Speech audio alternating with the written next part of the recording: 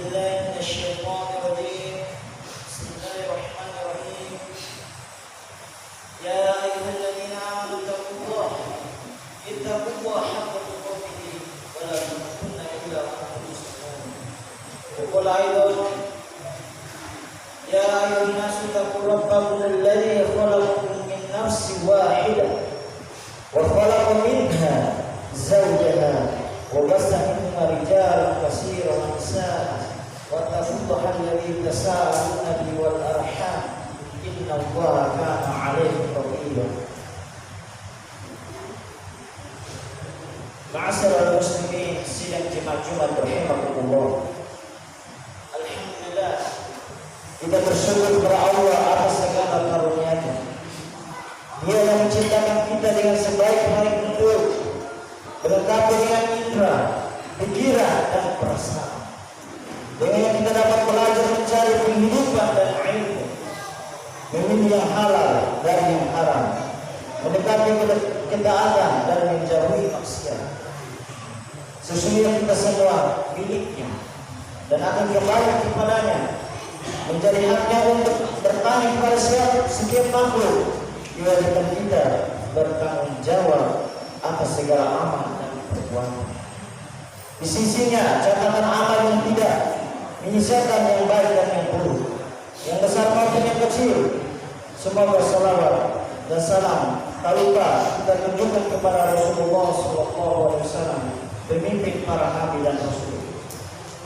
Dari mimbar ini kami menyuruh kepada jemaah sekalian untuk senantiasa meningkatkan takwa dengan menjalankan apa saja yang menjadi tuntunannya dan menjauhi apa-apa yang menjadikannya lemah bahkan hilang. Semoga dengan kehadiran kita di sini kita dengarkan khutbah dengan penuh ikhlas, tunduk, patuh, serta hati yang jernih dan bersih. Kita mendapatkan banyak pelajaran dan ilmu. Tema khutbah kita pada Jumat ini yaitu akibat makanan yang haram. Ma'asyiral muslimin sidang jemaah Jumat rahimakumullah. Ada sebuah ungkapan besar yang mengungkapkan yang berkembang di masyarakat, yang artinya mencari yang haram saja susah, apalagi mencari yang halal. Dengan kalimat tersebut seolah-olah bisa melegalkan dan memberikan bagi kita alasan untuk mendapatkan rezeki yang haram. Tapi begitulah kondisi kehidupan kita yang besar. Banyak orang yang jungkir balik bekerja dan mengumpulkan harta demi sesuap nasi, meski harus mengambil dan mendapatkan makanan yang haram yang sangat dilarang oleh agama. Ada yang terjun di dunia perbankan, profesional di Bali, ada yang menjadi pelacur dan berbagai pekerjaan haram lain. Keharaman harta bisa dilihat dari dua sisi, yaitu yang pertama, haram karena zatnya seperti babi, bangkai, darah, khomer, serta binatang yang tertarik, bertubuh tajam, dan yang lain-lain. Yang kedua, haram karena didapatkan dari sesuatu yang dilarang dalam Islam. Contohnya adalah uang riba, hasil menipu, hasil mencuri, dan berbagai pekerjaan yang dilarang dalam agama Islam. Ma'asyiral muslimin sidang jemaah Jumat rahimakumullah. Dan perlu diketahui bahwa barang yang haram tersebut tidak akan membawa kedamaian dan kebahagiaan di dunia, apalagi di akhirat. Apalagi jika kita mau merenungkan bahwa barang dan pekerjaan yang halal itu lebih banyak dibandingkan barang dan pekerjaan yang haram. Dan tidaklah Allah Subhanahu wa Ta'ala mengharamkan suatu barang atau suatu pekerjaan kecuali ada efek yang tidak baik pada diri seseorang. Cepat atau lambat kita akan melihat bahaya sesuatu yang diharamkan oleh Allah Subhanahu wa Ta'ala. Walaupun mungkin kita sering diselamatkan dengan penghasilan yang besar, dengan usaha yang ringan serta iming-iming yang besar, setan memang selalu menakut-nakuti manusia dengan kefakiran dan membisikkan manusia agar senantiasa berbuat dosa. Allah Subhanahu wa Ta'ala berfirman, Asyaitonu ya'idukumul faqra wa ya'murukum bil fahsya wallahu ya'idukum maghfiratan minhu wa fadlan wallahu wasi'un alim. Setan menakut-nakuti kamu dengan kemiskinan dan menyuruh kamu berbuat kejahatan di dunia. Sedangkan Allah menjadikan untukmu ampunan daripadanya, dan karunia Allah maha luas karunia lagi maha mengetahui. Quran surat Al-Baqarah ayat 408. Ma'asyiral muslimin sidang jemaah rahimakumullah. Karena bisikan setan tersebut, akhirnya banyak manusia yang terjerumus ke dalam perbuatan dosa. Banyak yang memakan barang haram atau juga mendapatkan rezeki dari jalan yang haram. Semakin seseorang menikmati barang-barang yang haram tersebut, maka Allah Ta'ala akan semakin menjadikan hatinya fakir. Harta yang melimpah dan kenikmatan dunia yang dia miliki hanya akan menjadikannya sengsara di dunia sebelum kesengsaraan nanti di akhirat. Akibat harta yang haram, yang pertama, tidak terkabulnya doa. Saudaraku, saya sangat yakin kita telah banyak memanjatkan doa kepada Allah Subhanahu wa Ta'ala. Akan tetapi coba kita kembali mengamati doa-doa kita. Berapakah perbandingan antara doa yang telah dikabulkan dari yang belum? Bila kita merasa pernah berdoa memohon sesuatu kepada Allah, akan tetapi kita merasa bahwa doa kita tidak dikabulkan, maka ada baiknya bila kita mencari tahu penyebab tidak terkabulnya doa. Ma'asyiral muslimin sidang jemaah Jumat. Ketahuilah saudaraku bahwa di antara hal yang dapat menghalangi terkabulnya doa adalah karena kita pernah makan dan minum atau mengenakan harta yang haram. Rasulullah SAW bersabda, wahai umat manusia, sesungguhnya Allah itu baik sehingga tidaklah memberikan kecuali yang baik juga. Dan sesungguhnya Allah telah memerintahkan kaum mukminin dengan perintah yang telah ditujukan kepada para rasul. Allah Subhanahu wa Ta'ala berfirman, wahai rasul-rasul, makanlah dari makanan yang baik-baik dan kerjakanlah amal yang soleh. Sesungguhnya aku maha mengetahui apa yang kamu kerjakan. Dan Allah juga berfirman, wahai orang-orang yang beriman, makanlah dari rezeki-rezeki yang baik yang telah kami karuniakan kepadamu. Selanjutnya Rasulullah SAW menyebutkan seorang lelaki yang bersafar jauh hingga penampilannya menjadi kusut dan lalu menegakkan kedua tangannya ke langit sambil berkata, ya Rabbi, ya Rabbi, sedangkan makanannya haram, hidangannya haram, pakaiannya haram, dan baru dia diberi makan dari makanannya, maka mana mungkin permohonannya akan dikabulkan. Lelaki yang dikisahkan berdoa dalam hadis itu terdapat berbagai hal yang dapat mendukung terkabulnya doa. Yang pertama, sedang dalam perjalanan. Yang kedua, mengangkat tangan ke langit. Yang ketiga, bertawasul dengan menyebut salah satu nama Allah Subhanahu wa Ta'ala. Yang keempat, sedang dalam keadaan susah. Ma'asyiral muslimin sidang walau demikian hal doa kita dikabulkan sebabnya adalah rezeki yang haram yang kita minuman dan pernah disuapkan kepada semasa kita masih kanak. Bedanya kita bermuhasabah diri dan introspeksi diri. Berapa banyak doa yang telah kita panjatkan kepada Allah Subhanahu wa Ta'ala. Berapa banyak istighosah digelar dalam rangka mengatasi berbagai krisis yang mendera bangsa ini dan berbagai bencana yang menimpa negeri kita. Namun pada kenyataan bencana demi bencana tetap mendekat. Berbagai krisis tidak pernah teratasi dan berbagai kesulitan tidak terjadi. Mungkinkah karena bangsa Indonesia sudah terbiasa dengan praktik-praktik mendapatkan harta yang dengan cara yang haram, sudah terbiasa mengkonsumsi barang-barang yang haram, sehingga Allah tidak memberi doa-doa kita. Yang kedua, rusaknya ekonomi.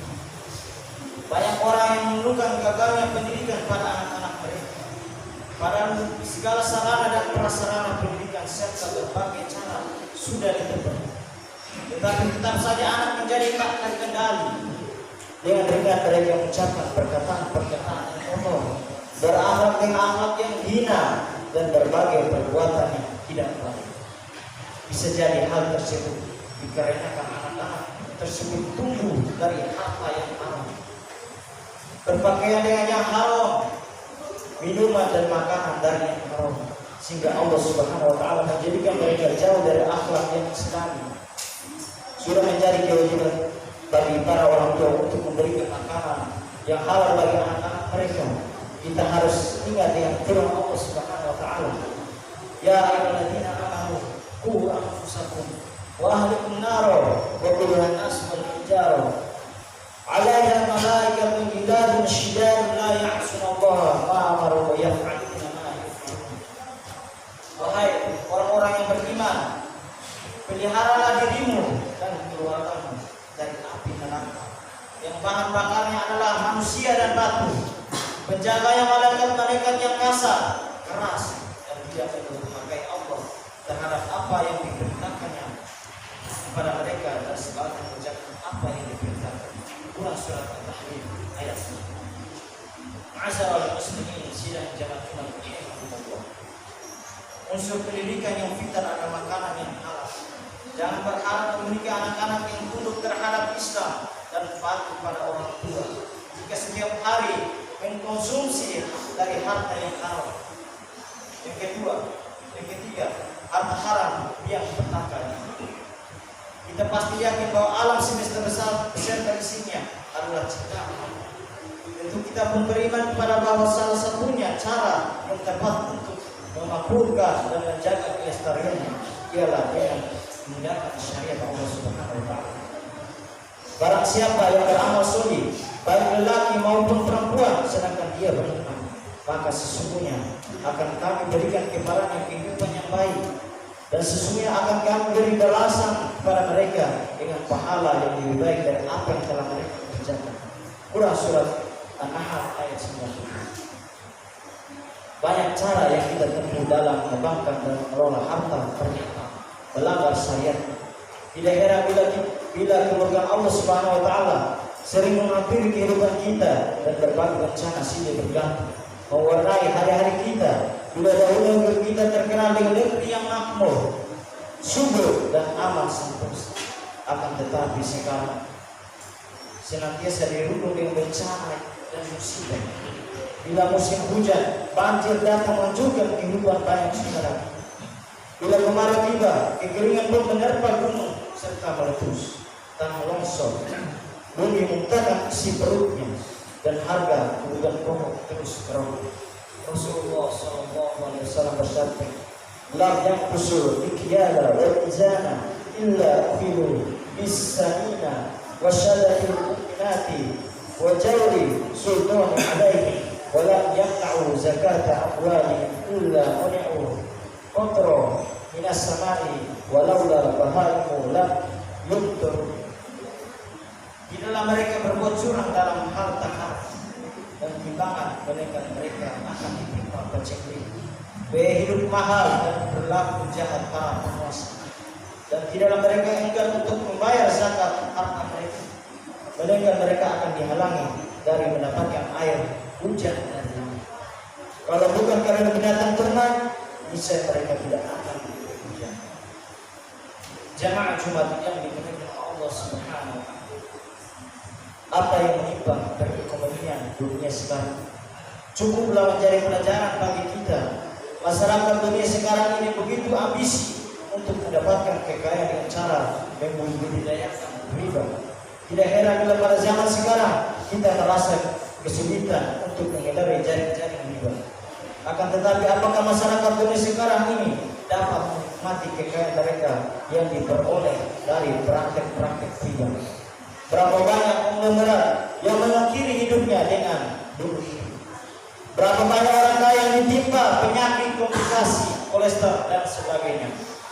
Berapa banyak orang kaya yang tidak berani menikmati kekayaannya karena takut akan berbagai penyakit dan risiko dari perbuatan. Tidak heran bila untuk makan di restoran saja mereka merasa tidak aman, takut kolesterol, gula dan lain-lain. Sehingga bila kita perhatikan hidupnya, di rumah mereka hanya bisa menikmati pakaian kolor di ranjang yang mewah, tidak dapat merasakan indahnya tidur yang nyenyak. Luar mereka takut perampok. Ketika duduk di meja makan hanya dapat menikmati beberapa garam nasi putih, berapa lembar sayur mayur, dan ketika minum hanya berani minum air putih. Ditambah lagi setelah makan mereka harus minum sehingga menurut kita nikmatlah kehidupan semacam itu. Itulah beberapa akibat menggunakan dan konsumsi barang-barang yang haram. Sebagai orang-orang beriman tentunya kita akan menjauhkan dari hal-hal yang haram dari rumah kita. Karena kebahagiaan, ketenangan hidup kita tidak akan dapat kita kecuali dengan yang halal. Demikianlah Jumat yang kami sampaikan. Semoga bermanfaat bagi saya pribadi dan jemaah sekalian. Barakallahu fiikum wa bi'alaihi wa nafa'ani dzalika fi ayatil kursi. Aku qul hadza wa astaghfirullaha wa atubu ilaih.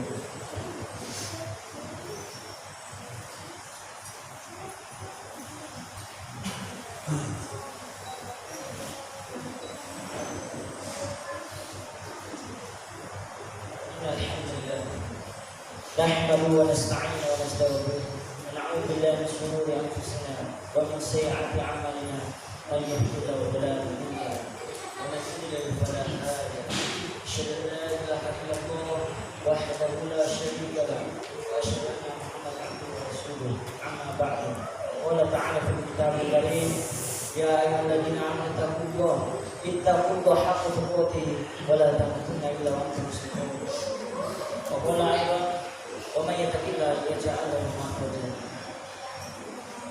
الله وملائكته يصلون على النبي يا ايها الذين امنوا صلوا عليه وسلموا تسليما الحمد لله رب العالمين اللهم صل على محمد وعلى ال محمد كما صليت على ابراهيم وعلى ال ابراهيم انك حميد مجيد وبارك على محمد وعلى ال محمد كما باركت على ابراهيم وعلى ال ابراهيم انك حميد مجيد اللهم اغفر للمسلمين والمسلمات والمؤمنين والمؤمنات الأحياء منهم والأموات إنك سميع قريب ربنا لا تؤاخذنا إن نسينا أو أخطأنا ربنا ولا تحمل علينا إصرا كما حملته على الذين من قبلنا ربنا لا ولا تحملنا ما لا طاقة لنا به واعف عنا واغفر لنا وارحمنا أنت مولانا فانصرنا على القوم الكافرين ربنا آتنا في الدنيا حسنة وفي الآخرة حسنة وقنا عذاب النار عباد الله إن الله يأمر بالعدل والإحسان وإيتاء ذي القربى وينهى عن الفحشاء والمنكر والبغي لعلكم تذكرون ولذكر الله أكبر أقيموا الصلاة